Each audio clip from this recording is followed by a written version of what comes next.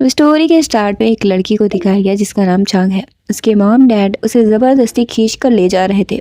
वो चाहते थे कि वो मिस्टर झाओ से शादी कर ले, लेकिन चांग कॉलेज जाना चाहती थी। उसके डैड चाहते थे कि वो मिस्टर झाओ से शादी करे क्योंकि वो उन्हें बहुत सारा पैसा देने वाले थे। उस पैसे से उसका भाई अच्छा घर खरीद सकता था और शादी भी कर सकता था, लेकिन चांग ने मना कर दिया। उसे बस कॉलेज जाना था। उसने पूछा कि क्या वो उसे बेच रहे हैं।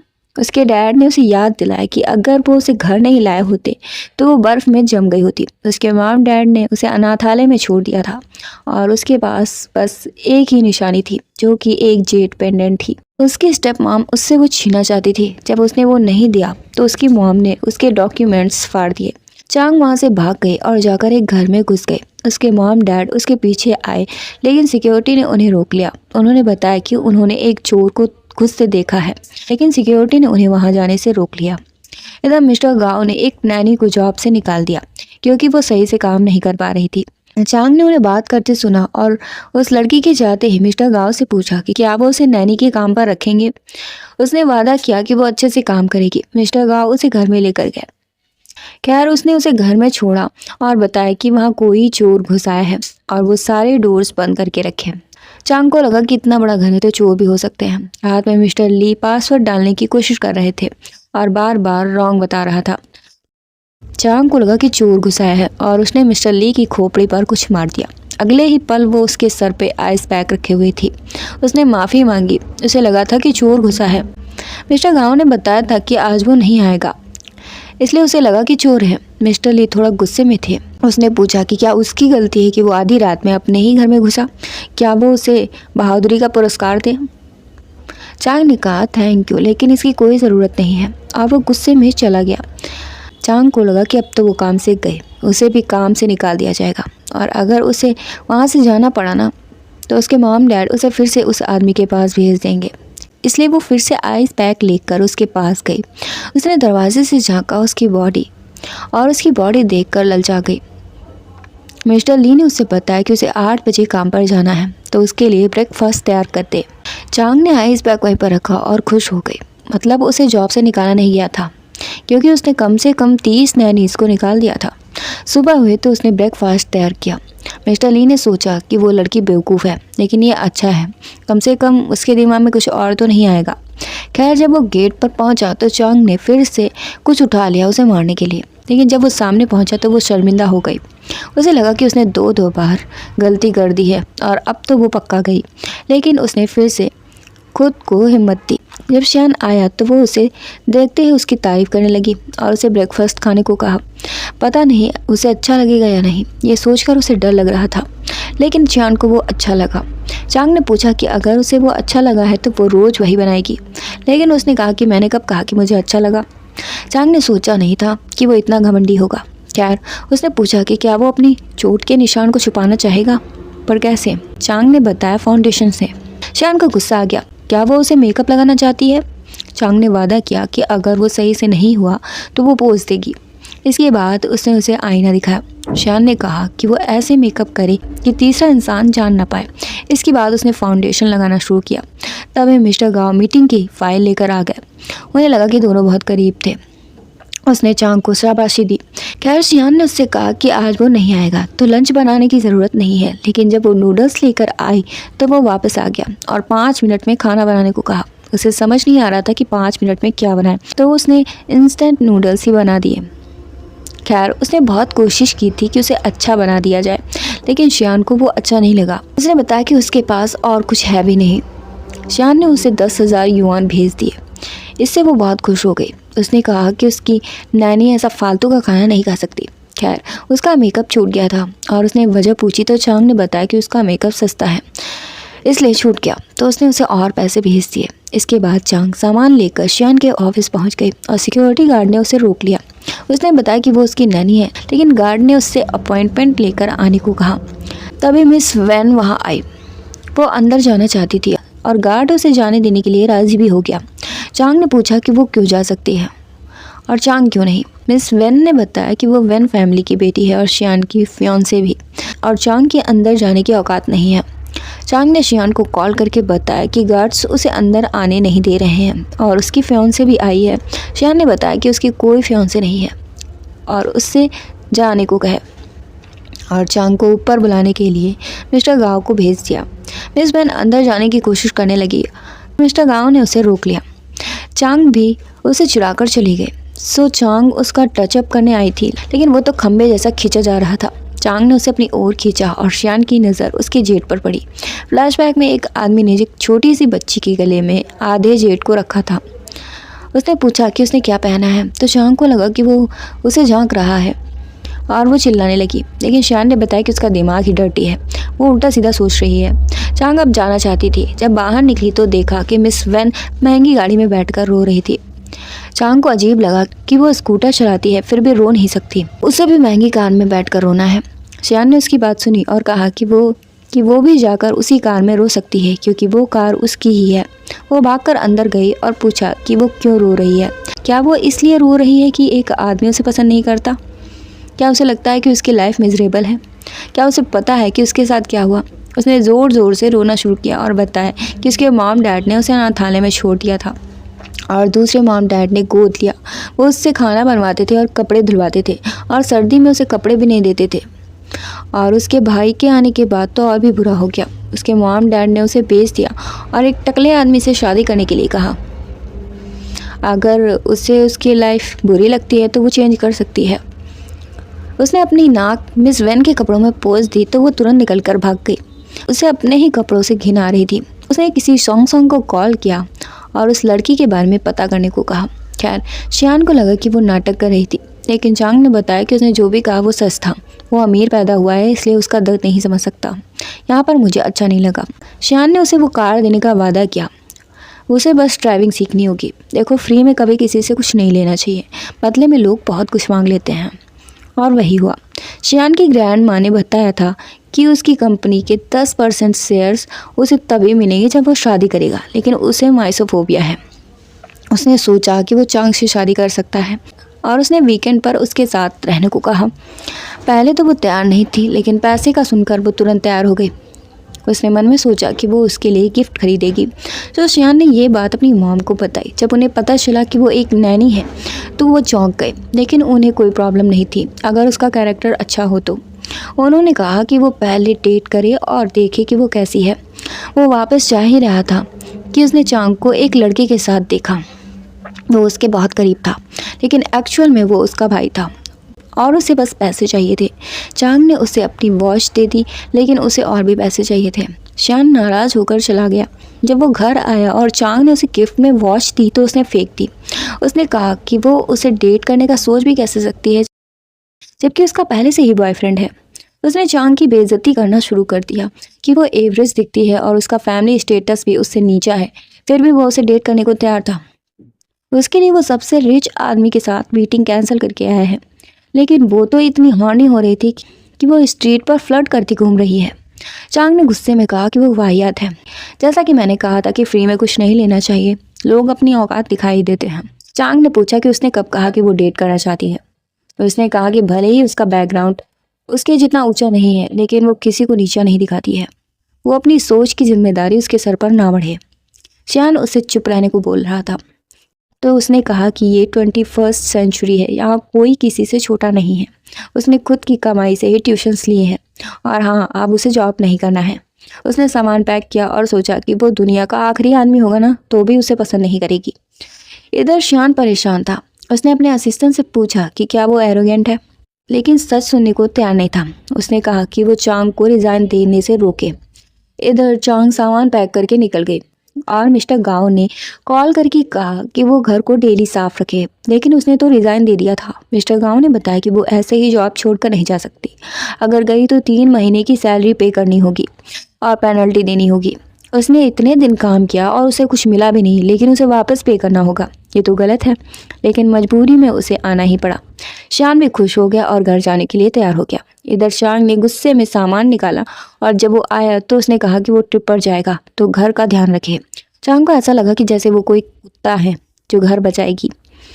उसके घर में आना आसान था, लेकिन जाना नहीं। उसने माफ़ी मांगी और सैलरी डबल कर दी, लेकिन चांग को ये पसंद नहीं आया। उसकी सेल्फ रिस्पेक्ट के बदले में मिलने वाले पैसे उसे पसंद नहीं थे। खैर अगले दिन उसने शियान की दादी को बाइक से लड़ने से बचाया और वो अपनी कार से उसकी डेस्टिनेशन पर उसे छोड़ना चाहती थी। शांग ने बहुत मना किया लेकिन वो और शियान की माँ उसे लेकर गई। जब वो कार में थी तो पता चला कि वो एक ही जगह जा रही हैं और वो नैनी है। नैनी का सुनकर शियान की माँ को मिस वेन की बात याद आ गई। उसने कहा था कि शियान की नई मेड पैसे पर मरती है और उसने उसकी महंगी कार भी ले ली है, इसलिए उनका बिहेवियर तुरंत बदल गया। जब उन्हें पता चला कि वो शियान के घर में काम करती है तो उसकी माँ ने कहा कि उसके जैसे लोग हमेशा पैसे के लिए किसी के भी बिस्तर में घुसने को तैयार रहते हैं। खैर शियान की दादी उसके साथ थी, ये अच्छी बात थी। वहाँ जाकर दादी और चांग अंदर चली गई और उसकी माँ ने शियान को कॉल किया। उन्होंने उसके और नैनी की डेटिंग के बारे में पूछा और उन्हें अच्छा लगा कि मामला आगे नहीं बढ़ा है। उसके लिए एक ब्लाइंड डेट भी अरेंज की थी और जाने को कहा। इसके बाद वो अंदर गई और दादी को बताया कि शियान अब्रॉड में है, उन्हें वापस जाना होगा। वो बहुत ही जल्दी में थी और दादी जो फ्रूट्स शाम को देना चाहती थी उन्होंने उठाकर कचरे में फेंक दिया। इधर शियान डेट के लिए गया।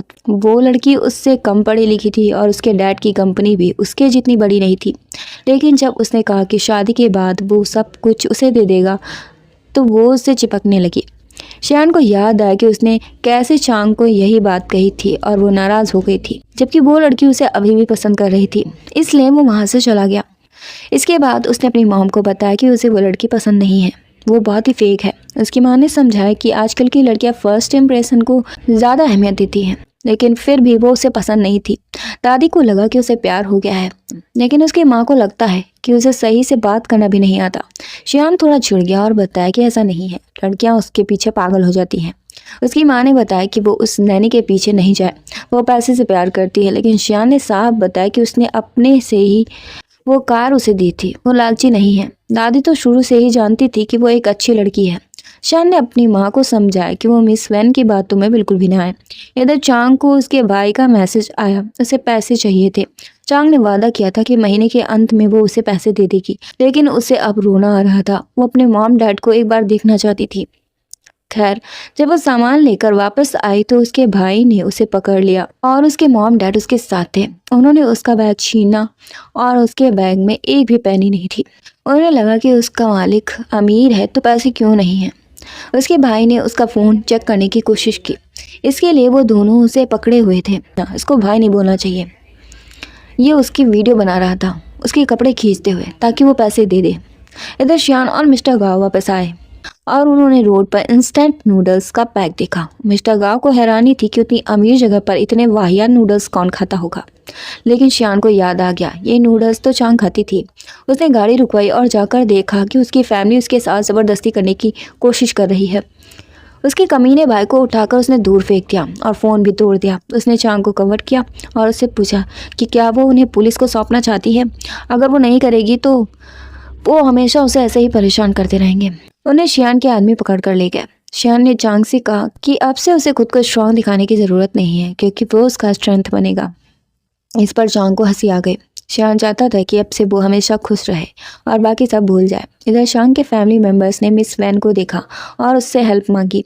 वो ये जानकर खुश हो गई कि शियान वापस आ गया है। जब उसकी फैमिली ने बताया कि वो चांग के साथ है तो उसने कहा कि वो उन्हें बचा सकती है, लेकिन उन्हें चांग का कॉलेज जाने का सपना बर्बाद करना होगा। इसके बाद चांग को कॉलेज से कॉल आया और प्रिंसिपल ने बताया कि वो उसे कॉलेज में एडमिशन नहीं दे सकते, क्योंकि वो मेंटली सिक है और उसके प्राइवेट लाइफ में भी बहुत प्रॉब्लम है। वो एक अनमैरिड इंसान के साथ रह रही है। चांग ऑफिस गई सफाई देने के लिए, लेकिन ये तो मिस वैन थी। उसने कहा कि उसने खुद ही कार में कहा था कि वो मेंटली सिक है और उसकी फैमिली ने खुद लिख कर दिया है। चांग ने पूछा कि क्या वो ये सब शियान के लिए कर रही है, तो उसने उसके ऊपर पानी फेंक दिया। चांग ने कहा कि उसे ये सब करने की ज़रूरत नहीं है, वो उसे पैसे दे सकती है, बदले में वो बहुत दूर चली जाएगी और शियान उसका होगा। वैन ने शियान को आते देखा और चांग से पूछा कि उसे कितने पैसे चाहिए। चांग ने 10 मिलियन बोला। शियान ने चांग से पूछा कि क्या उसकी नज़र में उसकी कीमत सिर्फ 10 मिलियन की है। वैन ने भी कहा कि देखो वो पैसे पर मरती है, वो उसे बेचने तक को तैयार है। शियान ने चांग से उसके ऊपर पानी फेंकने को कहा, लेकिन अभी उसने रोना स्टार्ट कर दिया। वो उसकी फियांसे है। शियान ने याद दिलाया कि उसके डैड ने शादी तय की थी उनकी सगी बेटी से, ना कि उससे। वो तो दूसरों की जगह लेने की कोशिश कर रही है। उसने वेंग के ऊपर पानी फेंक दिया और चांग को लेकर चला गया। इसके बाद वो उसे मॉल ले गया और ड्रेस चेंज करने को कहा, लेकिन वो इतनी महंगी थी। यार एक तो ये इतनी महंगी ड्रेस का क्या फायदा था, दूसरी बात नौटंकी करने की क्या जरूरत है, लेना तो है ही इनको। खैर जब वो चेंज करने गई तो देखा कि उसकी अंडरवियर भीगी हुई है और उसको बिल की ज़्यादा टेंशन हो रही थी, लेकिन मजबूरी में बताना पड़ा। चांद ने उसका साइज पूछने में ज़रा सा भी हिचकिचाहट नहीं दिखाई और ख़रीदने पहुंच गया। कीपर ने उसे बहुत सारी डिज़ाइंस दिखाई और उसने जल्दी से एक चुन ली। लड़कियां उसे देखकर हंस रही थी, मतलब उन्हें अच्छा लग रहा था। फिर एक लेडी ने जाकर उसे कपड़े थमा दिए और बताया कि उसका बॉयफ्रेंड उसकी बहुत ही परवाह करता है। चांग ने बताया कि वो उसका बॉयफ्रेंड नहीं है। लड़की को लगा कि वो शायद शादी करने वाले हैं। खैर इसके बाद वो ड्रेस चेंज करके आई तो शियान उसे देखता ही रह गया। इधर वेन जीमो दादी को भड़काने की कोशिश में लगी थी और उसके डैड भी आए थे। शियान चांद को दादी के पास लेकर गया और मिलवाया। अंकल वेन ने उसे देखा तो वो उन्हें जानी पहचानी लगी। जीमो को अजीब लगा कि नैनी दादी के इतने करीब कब आई।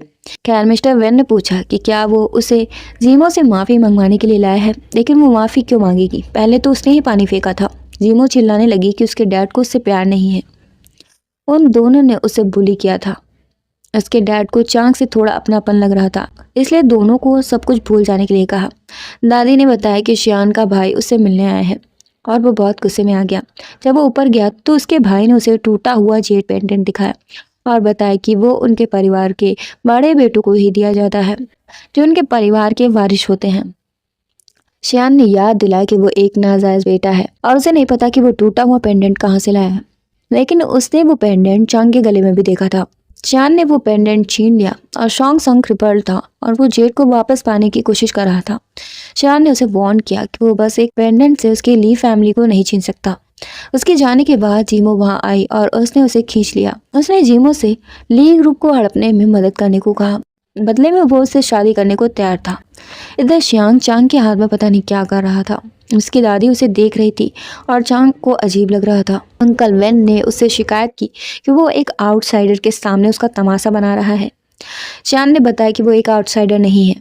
अंकल वेन उसे माफ़ करने को तैयार थे, बदले में उन्हें उसकी प्रोजेक्ट फाइल की कॉपी चाहिए थी। चांद ने कहा कि वो उन्हें इस तरह से प्लॉट करने की कोशिश कर रहे हैं तो वो कुछ बेवकूफ़ी भरा करेगा और वो उसे ब्लेम ना करे।